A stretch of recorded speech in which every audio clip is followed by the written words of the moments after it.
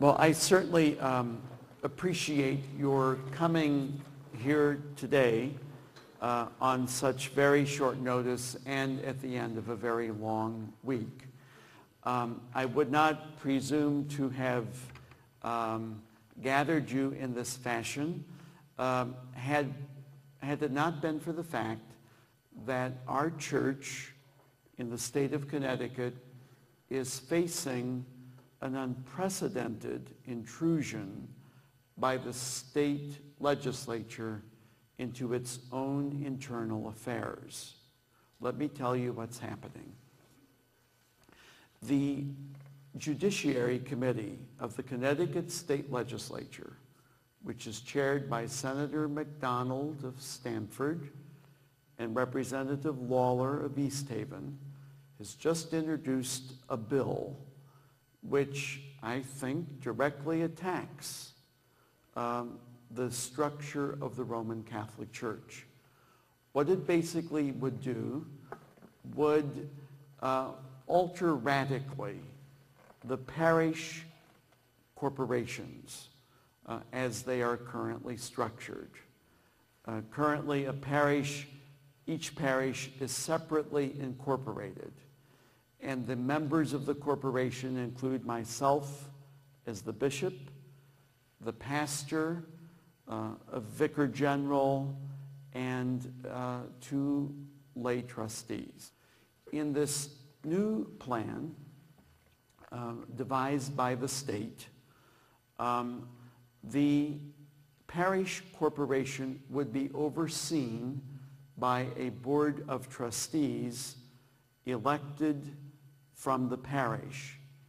And instead of being answerable to me on administrative and financial issues, the pastor would be answerable to an elected board.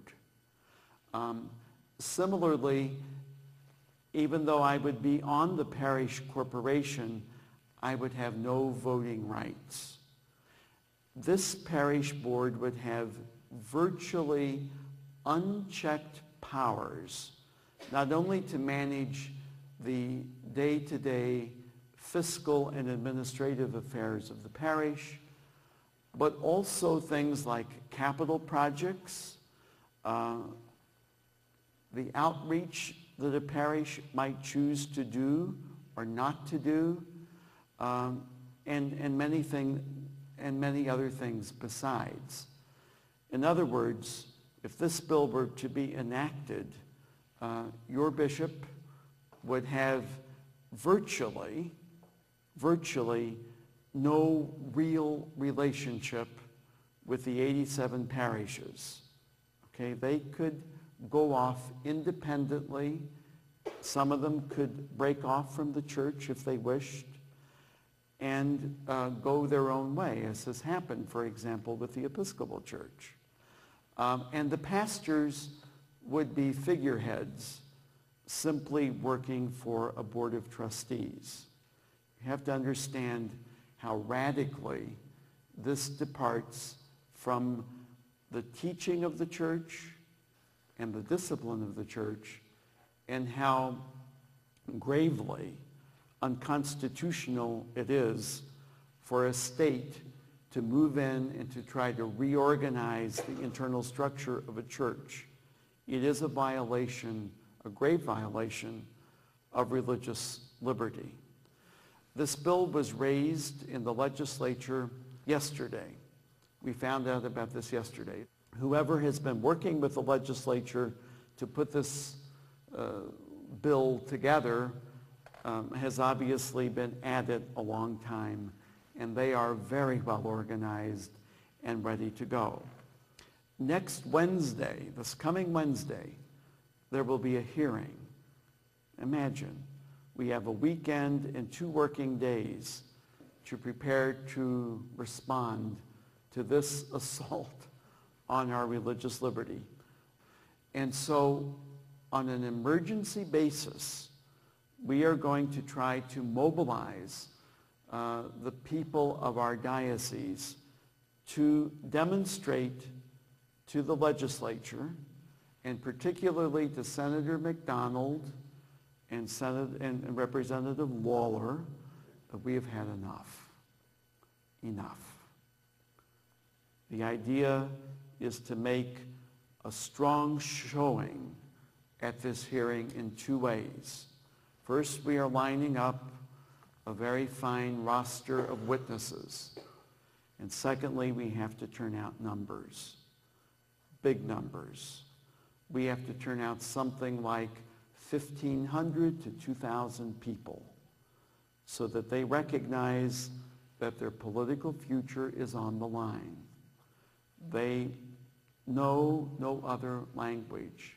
The language of reason evades them.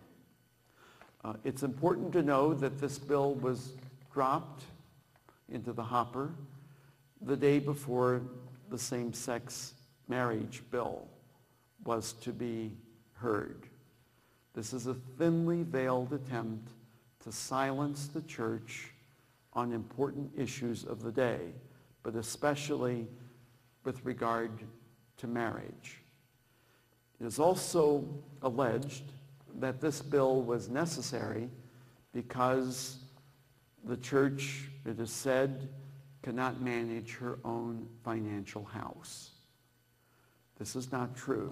And imagine, you all know what the church has done with regard to parish finances. You should be proud of that.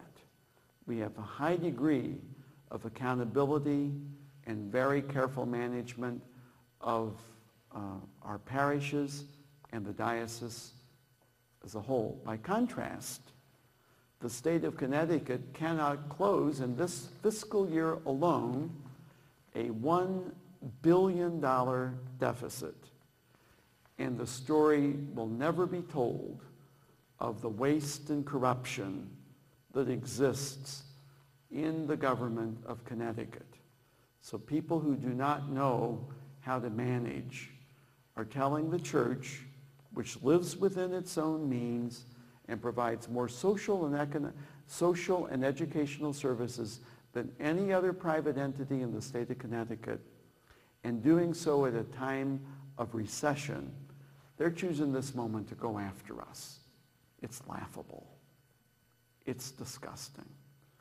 And so what we're asking you to do, basically, is to mobilize, to come yourselves to Hartford, if you at all can do so, and also to get the parents in your school onto this, and to encourage them to contact Senator McDonald, Representative Lawler, and the members of the Judiciary Committee. And certainly, I would really be grateful if you could, from every school, get a certain number of parents to show up. I think it's going to be extremely important that they recognize that when the church speaks on this issue, there are people behind what the church is saying. And statutes have an important role. I mean, people forget, people die, claims grow stale, people can make up things. And so, and again, it's the Judiciary Committee that is driving this to dismantle the church as best they can. So you have to understand that this is one part of a two-pronged assault on the church in this session. Our focus is almost completely on winning at the hearing. We got to block it in the Judiciary Committee Wednesday. What happens after Wednesday? Well, after Wednesday, after the hearing, at some point, then the bill will be voted on by the committee. If it is killed, then we should all thank our God and recognize that bills like this come up again and again and again. So we should really then proceed to put into place all the protections that we can.